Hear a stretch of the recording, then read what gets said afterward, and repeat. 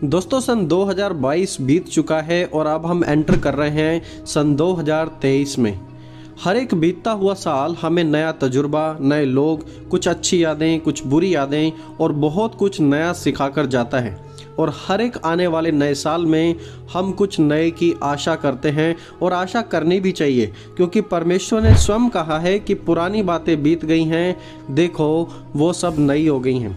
दोस्तों हर एक दिन परमेश्वर की ओर से हमें दिया गया एक गिफ्ट है, इसीलिए तो परमेश्वर का वचन कहता है कि आज वह दिन है जो यहोवा ने बनाया है, हम इसमें मगन और आनंदित हों।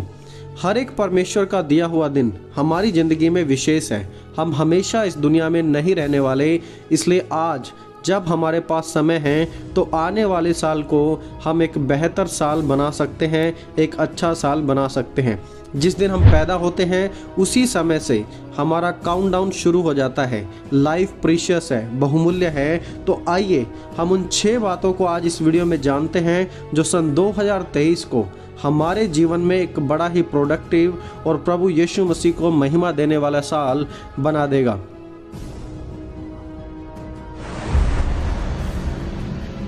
दोस्तों पहली बात, रेगुलर बाइबल स्टडी। आप शायद इस बात को बचपन से सुनते आए हों और हो सकता है कि आपका जन्म भी एक मसीह परिवार में हुआ है, लेकिन प्रॉब्लम तब आती है जब हम इन बातों को फॉलो नहीं करते। और इसलिए ध्यान से सुने, इसलिए आप हर एक जगह ठोकर खाते हैं क्योंकि आप परमेश्वर के वचन को अच्छे से नहीं पढ़ते, अच्छे से नहीं समझते। परमेश्वर की आवाज़ को सुनने का प्राइमरी सोर्स है परमेश्वर का वचन। परमेश्वर की इच्छा को जानने का प्राइमरी सोर्स है परमेश्वर का वचन।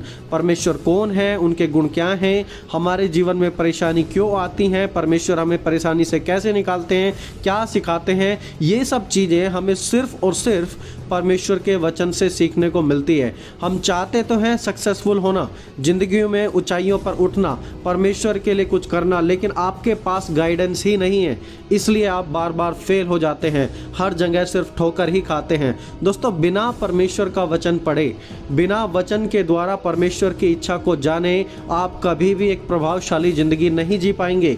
इस नए साल में आज आप डिसाइड करें कि यदि सचमुच आप कुछ करना चाहते हैं तो परमेश्वर में बढ़ना ही है। तो अगर यदि परमेश्वर में बढ़ना है तो एक रेगुलर बाइबल स्टडी जरूर शुरू कर दें। शुरू करें उत्पत्ति से प्रकाशित वाक्य तक बाइबल पढ़ना, और तब आप देखेंगे कि परमेश्वर कैसे आपको मैच्योर करेंगे और कैसे आप हर मुश्किल से भी मुश्किल स्थिति पर विजय प्राप्त कर लेंगे परमेश्वर में विश्वास के द्वारा।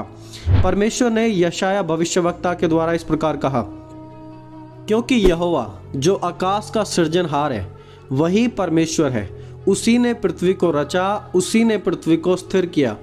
उसने उसे सुनसान रहने के लिए नहीं परंतु बसने के लिए रचा है। वह यूँ कहता है, मैं यहोवा हूँ और मेरे सिवाय कोई दूसरा नहीं है। मैंने किसी गुप्त स्थान में ना अंधकार के देश में किसी स्थान में बातें की। मैंने याकूब के वंश से यह नहीं कहा कि तुम मुझे व्यर्थ में ढूंढो। मैं यहोवा सत्य ही कहता हूँ, मैं उचित बातें ही बताता आया हूँ। देखिए यहाँ पर परमेश्वर खुद इस बात की गारंटी हमें देते हैं कि मुझे ढूंढना, मेरे बारे में जानना, ये कुछ भी व्यर्थ नहीं है। मैं सारी बातें सच ही बताता हूँ और मैं अभी तक तुम्हें जो भी बातें बताता आया हूँ वो तुम्हें सच ही बताते आया हूँ। लेकिन वो सच हमें कभी पता ही नहीं चलता क्योंकि हम तो कभी वचन पढ़ते ही नहीं। दोस्तों इस सन 2023 में डेडिकेट कर दें अपनी लाइफ को रेगुलर बाइबल स्टडी के लिए, और तब देखना कि कैसे आप परमेश्वर की मर्जी को इस नए साल में अच्छे से पूरा कर पाएंगे।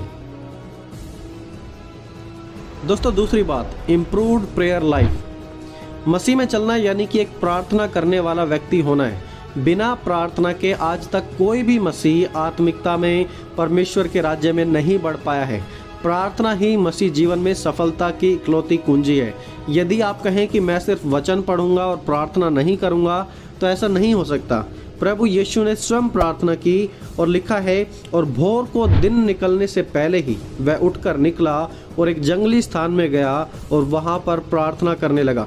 प्रभु यीशु परमेश्वर होकर भी प्रार्थना में लगे रहे। प्रेरित पौलुस का जीवन देखिए, इफिसियों की कलीसिया को लिखते हैं, और हर समय और हर प्रकार से आत्मा में प्रार्थना और विनती करते रहो और जागते रहो कि सब पवित्र लोगों के लिए लगातार विनती किया करो, और मेरे लिए भी कि मुझे बोलने के समय ऐसा प्रबल वचन दिया जाए कि मैं साहस के सुसमाचार का भेद बता सकूं।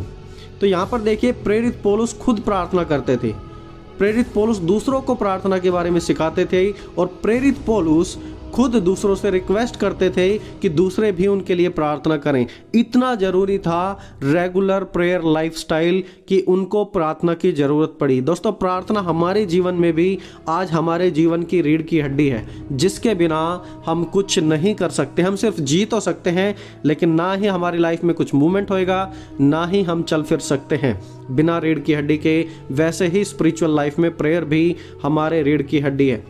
दोस्तों, जब हम प्रभु के महान सेवकों जैसे कि D.L. मोडी के जीवन को देखते हैं, वो रोज सुबह 4 बजे प्रार्थना किया करते थे और बाइबल पढ़ा करते थे, और इस प्रकार वो लाखों के उद्धार का कारण बने। जॉन वेस्ली, जो कि बेदारी के समय में एक बहुत ही प्रभावशाली व्यक्ति थे, रिवाइवल के समय में उनका बहुत ही ज़्यादा योगदान रहा था, क्योंकि वो रोज 8 घंटे प्रार्थना और वचन पढ़ने में व्यतीत करते थे। साधु सुंदर सिंह, वो निरंतर प्रार्थना में लगे रहते थे, उनका चलना फिरना हर समय वो परमेश्वर से प्रार्थना में ही लगे रहते थे, और इस प्रकार इन व्यक्तियों के द्वारा लाखों जिंदगियां बचाई गई। दोस्तों, प्रार्थना उनके मसीह जीवन में उनकी बढ़ोतरी की कुंजी थी। आप भी बढ़ सकते हैं यदि रेगुलर प्रेयर लाइफ अपनी इम्प्रूव करेंगे। और दोस्तों, मैं तो कहता हूँ इस नए साल में, इस सन 2023 में आप अपनी प्रेयर लाइफ जरूर इम्प्रूव करें, क्योंकि हम अंतिम समय के बिल्कुल निकट है और यहाँ पर हमें बहुत ही ज़्यादा प्रार्थना की सख्त ज़रूरत है। दोस्तों, तीसरी बात, develop spiritual discipline.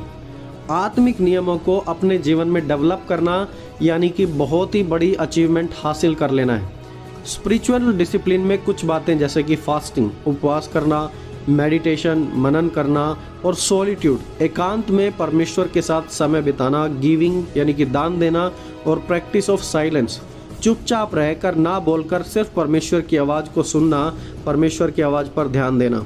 These are some great spiritual disciplines. प्राचीन कलीसिया के लोगों के जीवन में उपवास प्रार्थना को लेकर एक बड़ी भूख थी।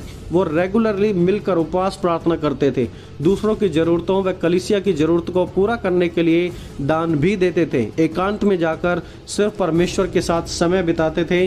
जैसा मरकुस 1 अध्याय की 35 आयत में हमने पढ़ा कि प्रभु यीशु ने भी सुबह सुबह उठकर एकांत में परमेश्वर के साथ समय बिताया प्रार्थना में। वचन का मनन करें, बार बार वचन को पढ़ें, सोचें उस वचन के बारे में कि प्रभु आपसे क्या बातचीत करना चाहते हैं, उस वचन के द्वारा प्रभु आपको क्या सिखाना चाहते हैं। दोस्तों, स्पिरिचुअल डिसिप्लिन के बिना मसीह लाइफ हमेशा अधूरी है। और यदि आप हमारे चैनल के रेगुलर सब्सक्राइबर हैं तो आप जानते होंगे कि हर इन स्पिरिचुअल डिसिप्लिन के टॉपिक पर मैंने सेपरेट वीडियोस बनाई हैं। आप फॉर मोर इन्फॉर्मेशन उन वीडियोस को देख सकते हैं ताकि आपको डिटेल्स में जानकारी मिल सके। दोस्तों, चौथी बात, work on your health. Health को लेकर एक बड़ा खतरा क्या बूढ़े क्या जवानों सब में दिखाई दे रहा है। हमारा शरीर भी उतना ही इम्पोर्टेंट है जितनी हमारी आत्मा है। देखिए, आत्मा सदा के लिए अनंत है, लेकिन शरीर अगले 50-100 सालों तक, जब तक हम पृथ्वी पर हैं, हमारे साथ रहेगा और फिर हमें एक दिन त्यागना पड़ेगा।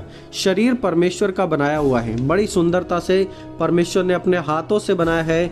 जीवन का श्वास परमेश्वर ने हमारे शरीर में दिया है, और परमेश्वर के वचन का तो दावा है कि हमारा शरीर परमेश्वर का मंदिर है, जहाँ पर परमेश्वर का पवित्र आत्मा वास करता है। हमें अपनी शरीर की केयर करनी है और अपनी हेल्थ पर भी ज़्यादा से ज़्यादा ध्यान देना है। और मैं ये नहीं कह रहा हूँ कि आप रोज़ घंटों एक्सरसाइज में लगाएं, 4-5 घंटे में एक्सरसाइज करें, नहीं, लेकिन आप अपने परमेश्वर के द्वारा दिए गए शरीर की रक्षा जरूर करें।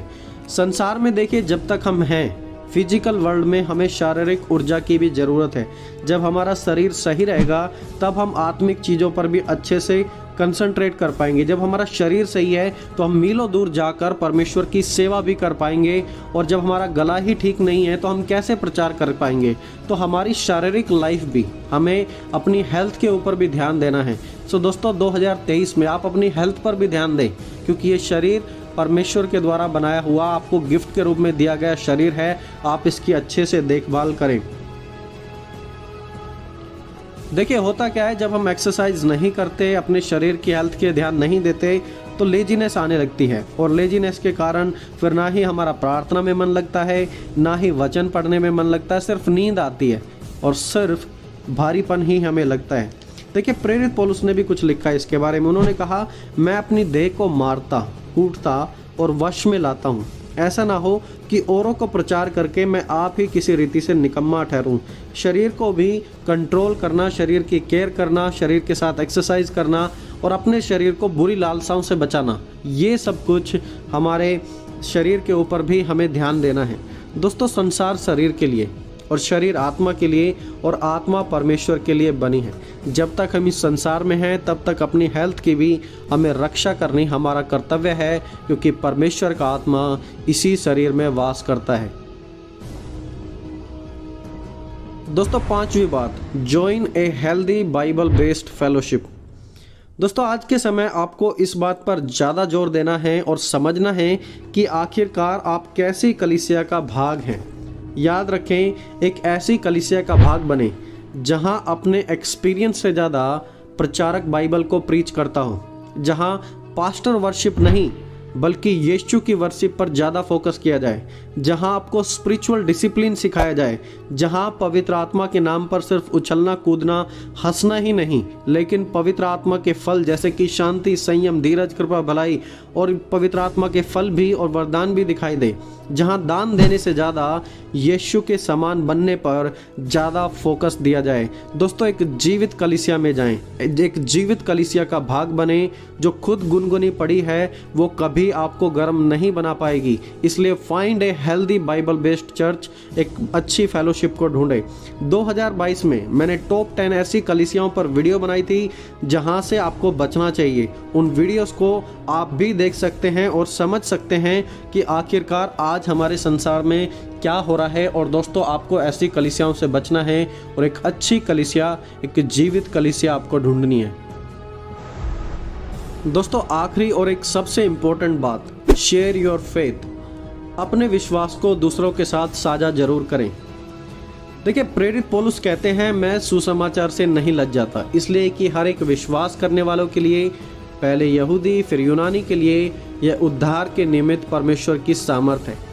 हमारे पास जो प्रभु यीशु मसीह का सुसमाचार है उसे दूसरों से बांटने के लिए हमें शर्म कभी नहीं करनी चाहिए, ना ही डरना चाहिए, क्योंकि यही सुसमाचार हम सभी के उद्धार का कारण है। हर एक इंसान, चाहे वो किसी भी जाति से, किसी भी देश से, किसी भी कलर का क्यों ना हो, जब वो इस सुसमाचार पर विश्वास करता है तो वो बचाया जाएगा। और विश्वास कब करेगा? जब हम उसके साथ शेयर करेंगे, उसके साथ साझा करेंगे।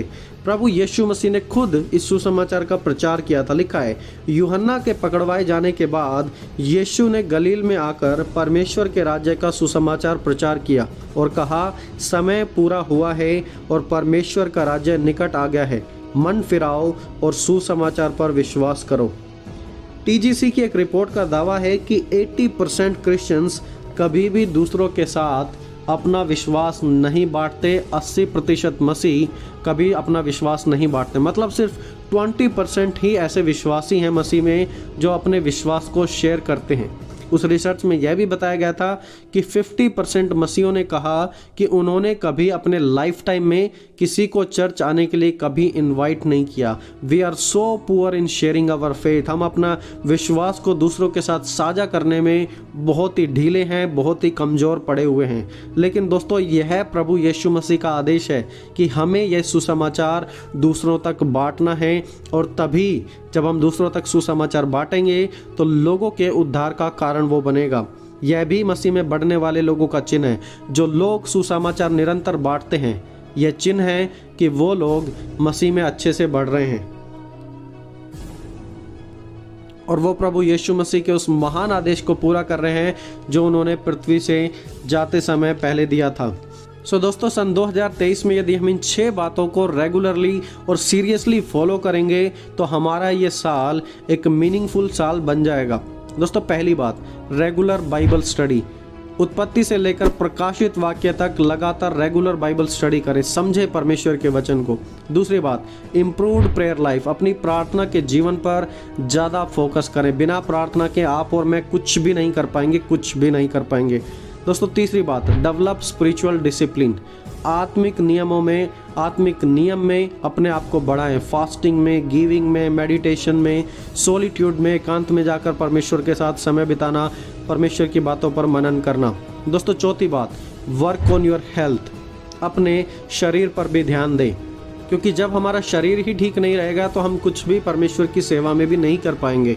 दोस्तों पांचवी बात, join a healthy Bible based fellowship और चर्च। एक ऐसी जीवती कलीसिया को ढूंढिए जहां पर अच्छे से वचन का प्रचार किया जाता हो और जहां पर यीशु के समान बनने पर ज़्यादा फोकस दिया जाता हो। और दोस्तों आखिरी बात, शेयर योर फेथ। अपने विश्वास को दूसरों के साथ ज़रूर साझा करें। सो दोस्तों आई होप कि ये 6 स्टेप्स, ये 6 बातें आपकी इस नए साल में परमेश्वर में बढ़ने में, एक बहुत ही प्रोडक्टिव इंसान आपको बनाने में ज़रूर आपकी मदद करेंगे, यदि आप गंभीरता से इन बातों को लेंगे और आप इन बातों के पीछे चलेंगे। दोस्तों परमेश्वर हम सभी की मदद करें, हमें आशीष दे, हमें बल दे कि हम इन 6 बातों में विश्वास योग्यता के साथ बढ़ सकें और परमेश्वर में मजबूत बन सकें।